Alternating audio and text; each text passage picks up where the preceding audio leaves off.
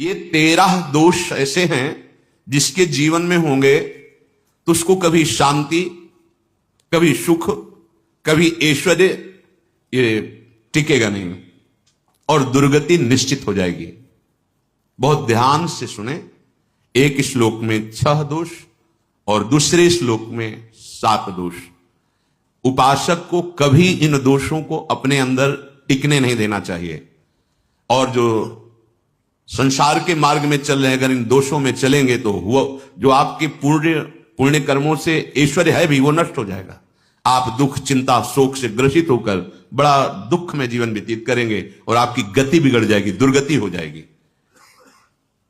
विकत्थनः स्पृहायुर्मनस्वी बिभ्रत् कोपम चपलो अरक्षणश्च एतान् पापाः षण्णराः पाप धर्मान् प्रकुर्वते नोत्र सन्तः सुदुर्गे संभोग संविद विषमोतिमानी दत्तानुतापी कृपणो बलीयान् वर्ग प्रशंसी वनितास्तु देष्टा एते परे सप्तनशंस वर्गाः। जो अपने मुख से अपनी बड़ाई प्रशंसा करता है, ये 13 लिख लो दिमाग में, डायरी में, क्योंकि ये नोट हो रहा है, आवाज डाली जाएगी, आप बार बार सुन, इनसे बचिए। अपनी बड़ाई, अपनी प्रशंसा कभी अपने मुख से नहीं करना, नहीं तो आपके पुण्य नष्ट हो जाएंगे, बुद्धि भ्रष्ट माने गिर जाएगी। अगर परमार्थ में चल रहे हैं तो भी, और व्यवहार में तो पुण्य नष्ट हो ही जाएंगे। बुद्धि गिरी हुई तभी ऐसी बात होती है।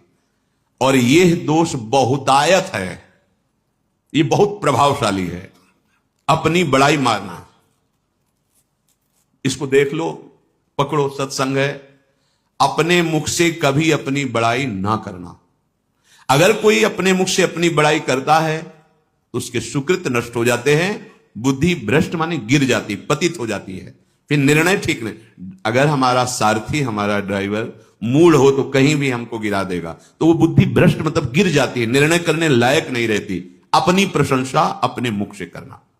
दूसरा, लोलुपता, ये वृत्ति नहीं होनी चाहिए। धर्म से चलेंगे, धर्म के द्वारा जो हमें प्राप्त होगा उसी से हम अपना भरण पोषण करेंगे। आपके बच्चे स्वस्थ होंगे, बुद्धिमान होंगे, परिवार में बहुत सुख और शांति होगी, भले दीपक की तरह जलो, बहुत काल तक रहेगी। लक्ष्मी जी भी आपके घर में बहुत काल, हम ये नहीं कहते कि बहुत नहीं, जितनी है बहुत सुख शांति से चलोगे।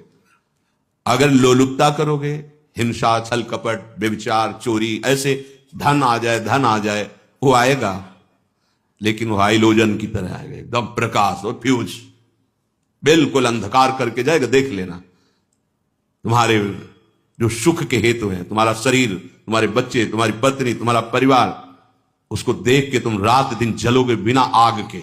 ऐसे उनके आचरण होंगे, ऐसे उनके अंग होंगे, ऐसे उनके दिमाग होंगे, ऐसा उनका व्यवहार होगा। ये लोलुपता अगर उपासक में या किसी में है तो उसको नष्ट कर देती है। सावधान। तीसरा, यदि आपका अपमान होता है तो आपको उसे सहन करना होगा, उससे आपके पाप नष्ट हो जाएंगे। जो तनिक सा भी अपमान होने पर बहुत क्रोध करके दूसरे का अपकार करने लगता है, ये आपका पतन करा देगा, ये आपको फंसा देगा, हृदय जलेगा, अर्थव्यवस्था नष्ट होगी, पूरा परिवार दुखी होगा। जरा सा अपमान की संभावना में आप किसी से भी भिड़ गए, किसी से भी, वो ये प्रवृत्ति आपका पतन कर देगी। उपासक में तो अपमान सहना अमृत है, नीचा अपमानम सुधा, पर व्यवहार में भी ज्यादा उत्तेजित मत होइएगा। ये तो कुछ मिनट की बात है, अगर आपने उसे मारा, पीटा, रिपोर्ट हुई कानून की, वो फंसते चले जाओगे, अर्थ जाएगा, समय जाएगा, चिंतन जाएगा, बहुत तरह से हानि हो जाएगी। और अगर आप सह गए तो आपका सहना उसके लिए आग बन जाएगा। उमा क्षमा साप होते भारी, तुम्हें दंड देने की जरूरत नहीं, उसका एक कर्म ही उसे दंड दे देगा। आप शांत हो जाइए, आप सत्संगी हैं, आप शांत रहिए। चौथा, निरंतर क्रोध और उसका चिंतन। बैठे बैठे बस द्वेषियों का चिंतन ही हो रहा है, अंदर क्रोध का चिंतन और द्वेषियों का चिंतन ही हो रहा है। द्वेष भरी बातें, द्वेष भरे क्रियाएं, उन्हीं का चिंतन करके जलते रहना क्रोध से। उपासक को तो क्रोध करना ही नहीं चाहिए, बहुत शांत। ठीक है, अभ्यास में कभी क्रोध हो सकता है, उसको फिर समन करो, अंदर से प्रायश्चित जैसा कि अब गलती हुई, आगे नहीं करेंगे। और व्यवहार में भी क्रोध को आप पीना सीखें। अगर बार बार आपका क्रोध प्रकट होता ही रहेगा, आपका स्वभाव बिगड़ जाएगा, आपके पुण्य नष्ट हो जाएंगे और आपका जीवन नष्ट हो जाएगा। देने वाला उतना दे देगा, आपको आनंदित रहो, पैसा खर्चा सब, पूरे जीवन का विध्वंस मचा दिया क्रोध ने। कहीं भी आप देखो, किसी से क्रोध करके देखो, फिर देखो तुम्हारा भजन चल रहा है, तुम्हारी वो आनंद वृत्ति है नहीं, जलोगे और वो जलन और गुस्सा दिलाएगी और वो बैठे बैठे जलो नहीं। ये क्रोध जो है, ये चाहे व्यवहार में हो चाहे परमार्थ में, दोनों की हानि करने वाला है। और आश्रित जनों की रक्षा न करना। अगर कोई भाग कर आपके पास आ गया है, कोई पशु पक्षी या कोई मनुष्य, आपको चाहिए कि अब चाहे हमारे पहले प्राण जाएं, उसकी रक्षा करेंगे। सीवी जैसे तो कोई बिरले ही होते हैं, पर इतना जरूर ध्यान रहे, जैसे कोई पशु पक्षी किसी भय से आपकी सीमा के अंतर्गत आ गया है, अब उसकी रक्षा करनी है आपको। अगर आप स्वयं मार देते हैं या मरवा देते हैं, या आपके सुकृत नष्ट कर देगा, या आपकी दुर्गति का कारण बन जाएगा। और जो पाप कर्म उत्साहित होकर करते हैं, उपासक को तो बहुत सावधान रहना चाहिए, पर व्यवहार में भी जो नहीं करना चाहिए, अगर वो पाप कर्म आपके द्वारा मन में प्रेरित हो रहे हैं, संकल्प बन रहा है, क्रियाएं हो रही हैं, दुर्गति पक्की, पुण्य नष्ट हो जाएंगे, दुख अशांति बढ़ती चली जाएगी, कभी शांति नहीं प्राप्त कर पाएंगे। ऐसा नहीं कि जो मन में आवे सो करें। पापाचरण निडर और उत्साहित होकर करना, अगर ऐसे लक्षण है, निश्चित दुर्गति होती है। ये 6, अपनी बहुत बड़ाई करने वाला अपने मुख से, लोलुपता, तनिक से अपमान में सहन ना करने वाला, निरंतर क्रोधी और आश्रित जनों की रक्षा न करने वाला, और निडर हर्षित होकर पाप कर्म करने वाला। दूसरे श्लोक में 7 है, 6 7। 1, संभोग का ही चिंतन करना, संभोग में ही मन लगाना, संभोग दूसरी स्त्रियों के साथ करने की भावना रखना। संभोग, पहला है संभोग, रात दिन बैठे बैठे बस यही चिंतन करना, गंदी बातों का, गंदी बातें देखना, गंदी बातें सुनना, गंदी बातों का चिंतन करना।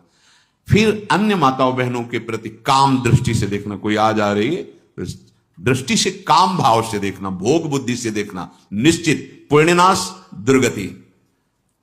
बड़े बड़े उदाहरण इतिहास में हैं, जिन्होंने ऐसा दृश्य नेत्रों से देखने की चेष्टा की, मन में संकल्प किया भोगने का, नष्ट हो गए, चाहे वो कितने बड़े प्रतापी हो। ये दुर्योधन कोई साधारण थोड़ी है, भगवान व्यासदेव जी के द्वारा ही तो, भगवान व्यासदेव जी ही इसकी उत्पत्ति का कारण है। आप देखो, इतने महान पुलस्त जी ही उत्पत्ति का कारण है रावण की। बस यही ऐसे दोष हैं जिनके कारण जीव नष्ट हो जाता है। ठीक है, धर्मयुक्त काम भगवान ने आदेश किया है, आपका पाणी ग्रहण संस्कार हो गया है, संतानोत्पत्ति की भावना से कुछ पवित्र तिथियों का त्याग करते हुए चर्चा में हुई है। एक नियम है, एक आदेश है शास्त्र का। आप बहुत काम प्रवृत्ति वाले हैं, तो प्रत्येक मास में जब माता बहनें पवित्र हो जाती मासिक धर्म से, तो जिनका पाणी ग्रहण आपने किया, जो पत्नी स्वरूप है, वो ठीक है।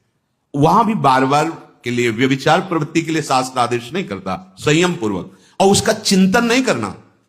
पाणी ग्रहण संस्कार है, घर में विराजमान है, एक संयम, एक नियम के अनुसार उसका चिंतन तो फिर भ्रष्ट कर देगा।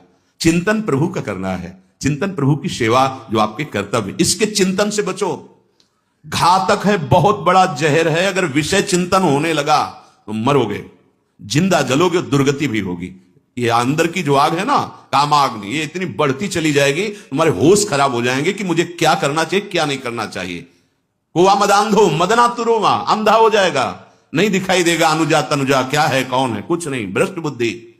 संभोग का चिंतन नहीं। धर्मयुक्त काम आदेश है शास्त्र में। यदि आप प्रवृत्ति मार्ग में हैं, तो अपनी पत्नी को जो पाणी ग्रहण स्वीकार किया है, वहां भी पवित्र तिथियों का त्याग करते हुए, एकादशी है, रामनवमी है, नव दुर्गा है, जन्माष्टमी है, राधाष्टमी, जो पवित्र तिथियों का त्याग करते हुए, और ऐसे जो मर्यादाएं हैं उसके अनुसार। और कहीं पराई स्त्री के साथ संभोग की बात, निश्चित दुर्गति पक्की है। ऐसे ही माताओं के लिए है, स्त्री शरीर के लिए है। यदि वो ऐसी गलत चेष्टा, तो पतिवंचक पर पति रति करही, रौ नरक कल्पसत पर ही। ये भोग चिंतन से बचने की चेष्टा कीजिए, तो क्रिया से अपने आप बच जाएंगे। क्रिया के पहले चिंतन होता है, चिंतन से ही क्रिया का आवेश आता है। चिंतन संभालिए, इसी से भगवत प्राप्ति होती है, चिंतन से, और इसी से दुर्गति भी होती है। अनन्यस चिंतयन्तु माम, भगवान चिंतन करें मेरा करो, कर्तव्य कर्म मेरे को समर्पित करो।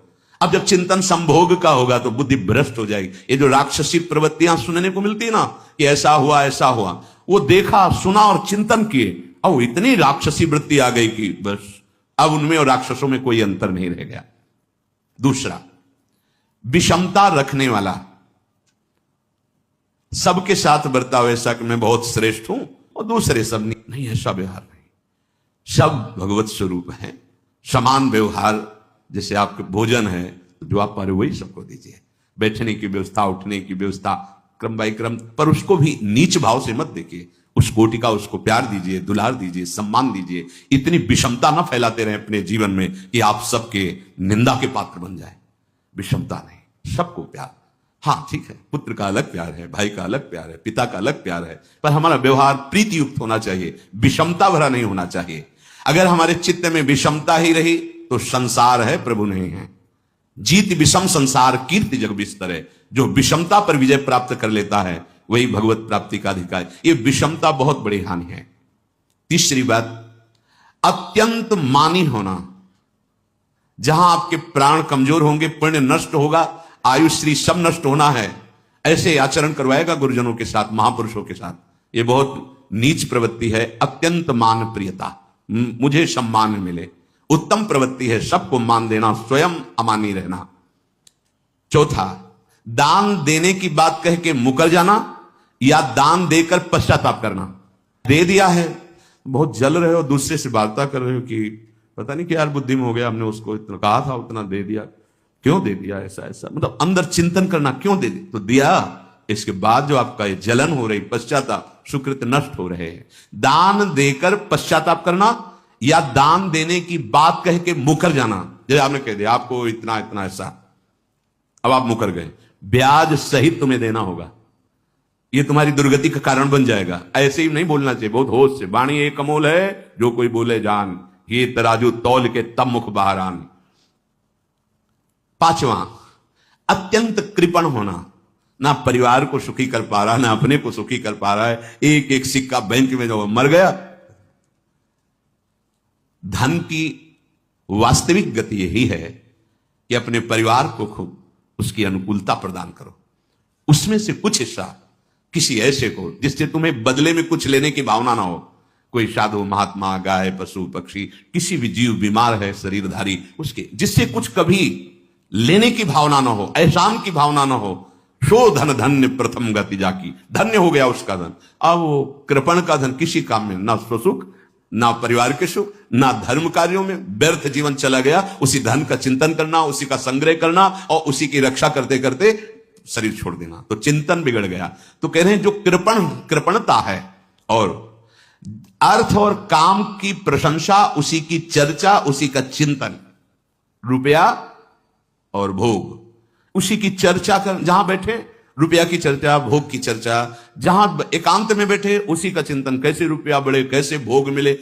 और अगर अवसर मिला तो रुपया अधर्म से आवे चाहे धर्म से, उसको इसकी कोई परवाह नहीं। भोग चाहे धर्म से हो चाहे अधर्म से, जिसका अर्थ और काम भोग ही चिंतन है वो धर्म नहीं। जिसका धर्म चिंतन का विषय है तो अर्थ और काम भी ऐसा होगा जो मोक्ष प्रदान करने वाला हो। धर्म, अर्थ, काम, मोक्ष।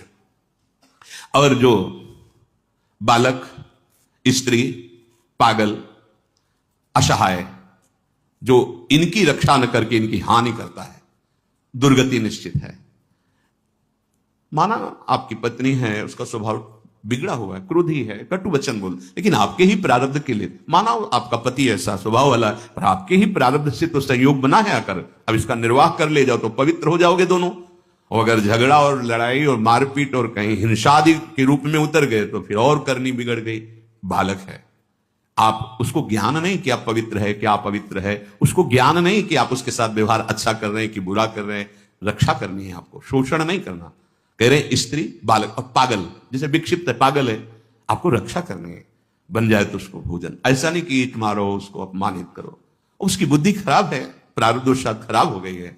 तो शास्त्र आज्ञा करता है, स्त्री, बालक, जैसे पागल, विक्षिप्त आदि हैं, असहाय है, असमर्थ है, बूढ़ा है, वो आप सेवा भी करो तो वो गाली दे सकते हैं, उनकी बुद्धि बिगड़ गई, आपको उनको दंड नहीं देना, मारना नहीं है आपको। मान लो आपके बड़े बूढ़े बुजुर्ग जन हैं, आप सेवा भी कर रहे हो तो आपको कटु वचन बोल सकते हैं, आपकी निंदा कर सकते हैं, लेकिन आपको उनके साथ व्यवहार सद करना है। अगर आपने इन दोषों को स्वीकार किया तो निश्चित आपकी दुर्गति होगी, ना इस लोक में आपको शांति मिलेगी ना परलोक में। इसलिए इन दोषों को बार बार सुन करके और हृदय में जांचो कि कहीं है तो नहीं, अगर है तो सत्संग भजन बल भगवत प्रार्थना के बल से इन दोषों का त्याग कर दो, जीवन मंगलमय हो जाएगा। शिष्य चर्चा आगे। श्री राधा वल्लभ लाल।